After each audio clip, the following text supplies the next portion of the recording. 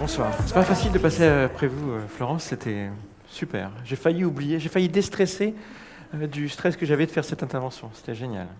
Donc voilà, je suis Mickaël Boumindil. J'ai pris mes antisèches au cas où je ne me souviens plus du tout de quoi je voulais vous parler. Je suis donc un designer musical. Mon métier, c'est de créer des musiques de marque. Je fais ça depuis 20 ans. Ça fait 20 ans que j'ai créé Sixième Son. Et je suis le gars que vous pouvez maudire quand vous entendez, par exemple, tin, tin, tin, à la SNCF, quand vous voyez une... Alors c'est pareil, vous pouvez maudire aussi pour les aéroports de Paris, c'est aussi moi, ou pour le métro, c'est aussi moi. Donc si vous certains cherchez des raisons pour me dire, voilà. Et dans la vie, j'ai quelques principes. Alors je vous rassure, j'en ai pas beaucoup, je reste un businessman.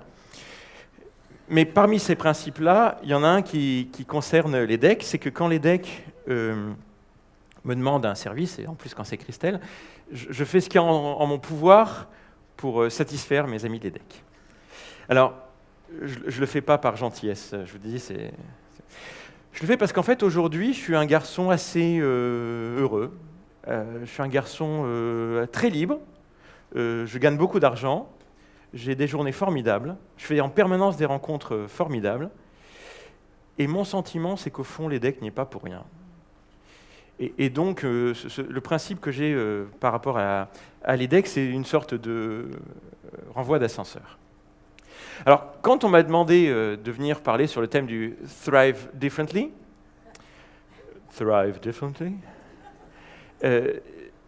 d'abord, je trouvais ça assez flatteur, parce que je pense qu'on aurait pu le demander à d'autres. Mais ça m'a fait penser à une tribune que j'avais écrite 15 jours avant et qui s'appelait « Aimer et être aimé, c'est déjà prospérer ». Alors, Florence, on ne s'est pas coordonné. Mais... Et je me suis dit que c'était de ça dont j'allais vous parler. Alors, il y a un truc quand même que je voudrais faire avant de rentrer dans le détail de cette petite chose. Je voudrais que les gens qui sont beaux, grands, intelligents, brillants, ceux qui attirent naturellement les gens à eux, je voudrais qu'ils partent. Parce que, honnêtement, à ceux-là, je n'ai rien à dire. Et je n'ai rien à leur apporter. J'avais remarqué que les autres étaient déjà là. Je vous remercie d'être restés. Donc, on est d'accord, je m'adresse aux autres. Je m'adresse à... Voilà, merci. Je m'adresse à ceux qui, d'après Darwin, ne sont pas les winners. Je m'adresse à ceux qui ne s'en sortiront pas, qui ne seront pas en train de prospérer naturellement. Je m'adresse à ceux qui vont devoir se bouger pour thriver.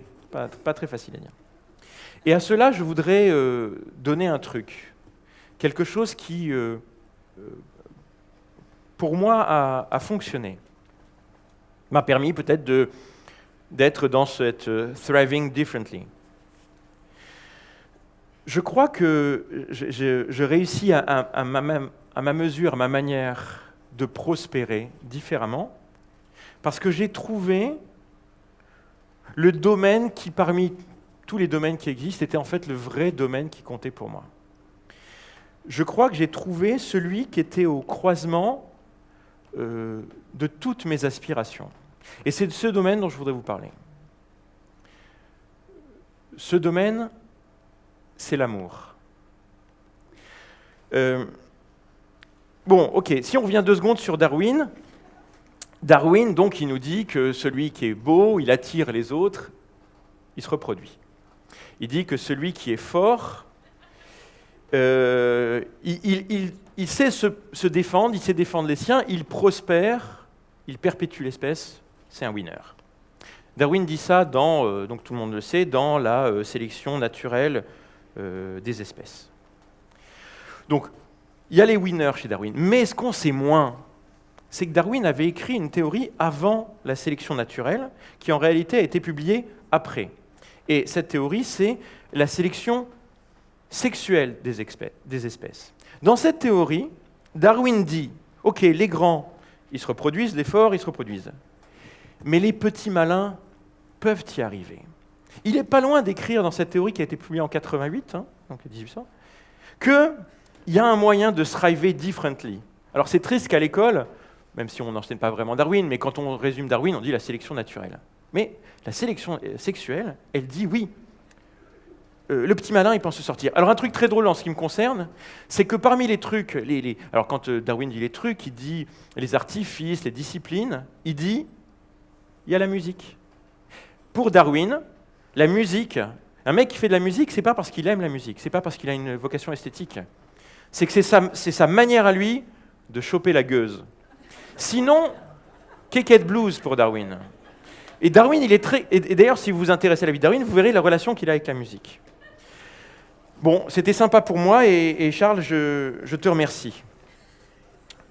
Pour conclure et arriver à des choses un peu plus précises, moi j'arrive donc finalement avec une troisième théorie. La sélection naturelle, la sélection sexuelle. Ma théorie, elle est complémentaire à ça.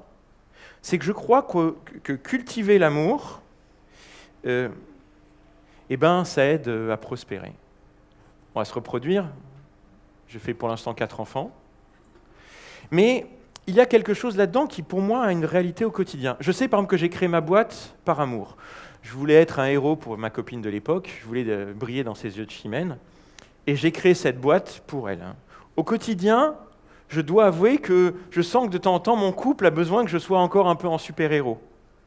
Je sais que je me bats pour ça. L'amour me fait faire des vrais arbitrages. Mes collaborateurs le savent. J'ai de la chance aujourd'hui que des marques du monde entier m'appellent pour aller créer leur musique, résoudre leurs problèmes d'image de marque musicale. Mais les gens savent très bien que moi, il y a des contrats qui, s'ils doivent m'éloigner de la maison longtemps et souvent, je ne les prends pas. Je l'explique, les gens le comprennent, et on trouve parfois d'autres solutions. J'ai la chance d'avoir fait 4 enfants en 7 ans. Je n'ai jamais raté une échographie de ma femme. Et honnêtement, ce n'est pas que j'en suis fier, c'est que c'est ça le but, c'est ça qui me construit. Et puis je crois aussi que mes collaborateurs savent que je les aime, que j'ai pour eux que leur prospérité m'importe.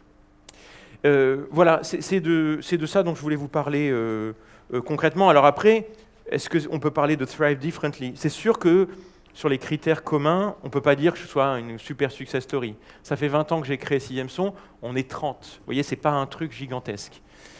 Mais si on voulait bien chiffrer cette petite réussite en dehors des PNL, je trouve qu'avoir construit un capital amour et le chérir et le faire grandir, de mon point de vue, ça n'est pas complètement échoué. Voilà, donc c'est ça que je voulais partager avec vous. Si ça peut vous servir, tant mieux. Si ça peut participer à votre bonheur, ça me rendra heureux.